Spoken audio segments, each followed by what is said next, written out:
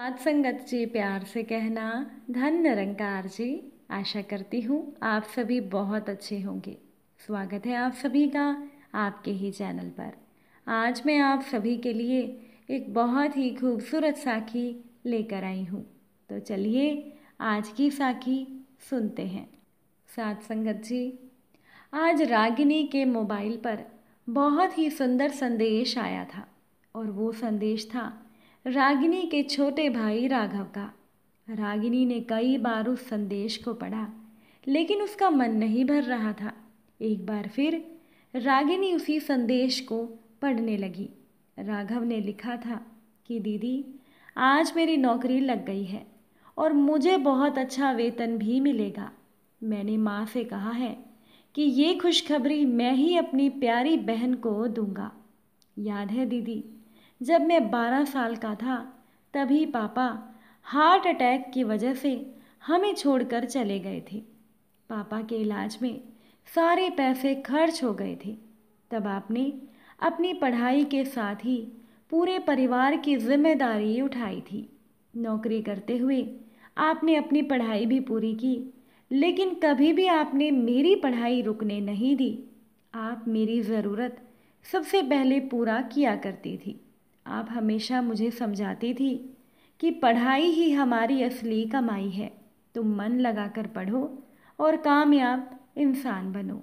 दीदी, हर साल जब राखी और भैया दूज जाता है तो माँ तुम्हारे ही वेतन के पैसों से कोई उपहार खरीद कर मुझे तुम्हें देने को देती है। मैंने पढ़ाई करते हुए ही आपके जैसी नौकरी करने की कोशिश की, लेकिन आपने मुझे उस समय समझाया कि अभी मैं तुम्हारे लिए हूँ, तुम केवल पढ़ाई में ध्यान लगाओ। दीदी, आप तो शादी भी नहीं करना चाहती थी। शादी के लिए आपकी एक ही शर्त थी कि शादी के बाद भी आप मेरे अपने पैरों पर खड़ा होते तक हमारी जिम्मेदारी पूरी करोगी। तुम्हारी ये शर्त सुनकर कोई भी शादी के लिए तैयार नहीं होता था, क्योंकि तुम्हारी शर्त थी कि तुम अपना सारा वेतन अपने मायके में ही दोगी। माँ बहुत परेशान रहती थी। इसी बीच ऋषभ जीजा जी का रिश्ता आया और उन्होंने आपकी शर्त के साथ ही शादी के लिए हाँ कह दिया, क्योंकि ऋषभ जीजा जी ने भी अपने भाई बहनों की जिम्मेदारी पूरी करने के बाद ही शादी की बात सोची थी। वो आपकी भावनाओं को समझते थे।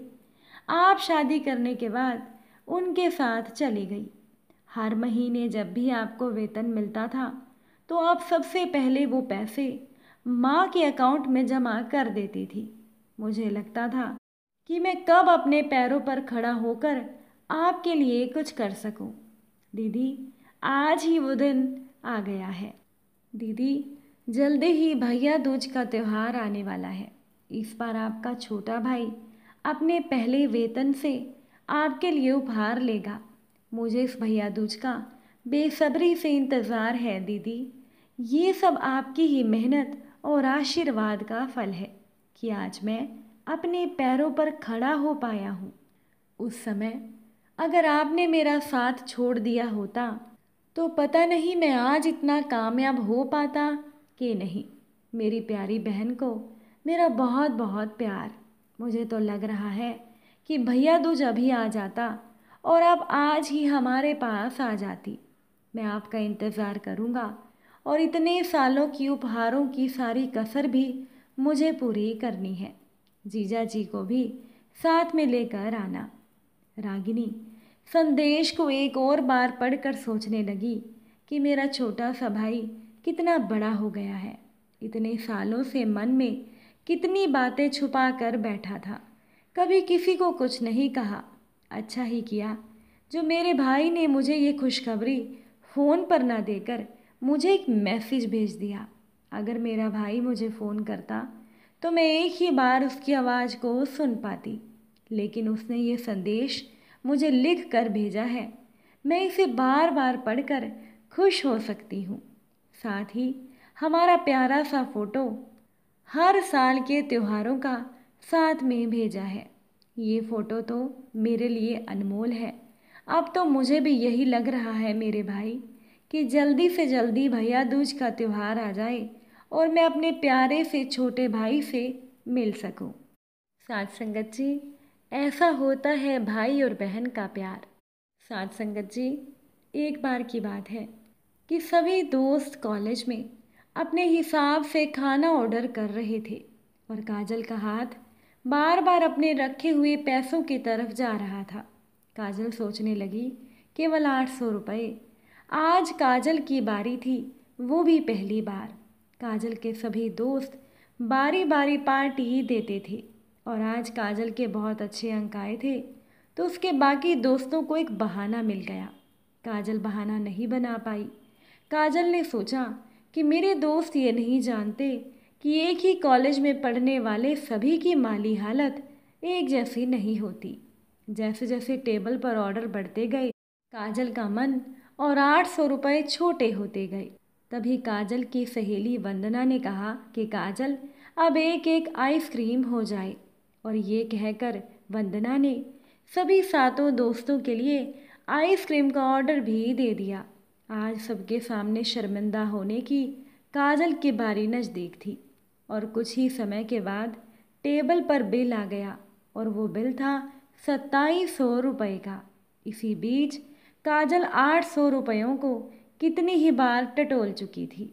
उसके माथे पर परेशानी के साफ निशान दिखाई दे रहे थे कि तभी काजल के एक दोस्त श्याम ने काजल को ध्यान से देखा और अपनी जेब से पैसे निकालकर बिल के साथ वो रुपए टेबल पर रख दिए।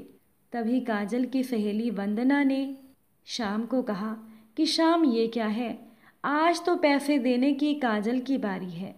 कि तभी श्याम ने कहा कि हाँ, पार्टी तो काजल की ही है, बस बिल मैं दे रहा हूँ। तभी वंदना ने कहा कि तुम बिल क्यों दे रहे हो।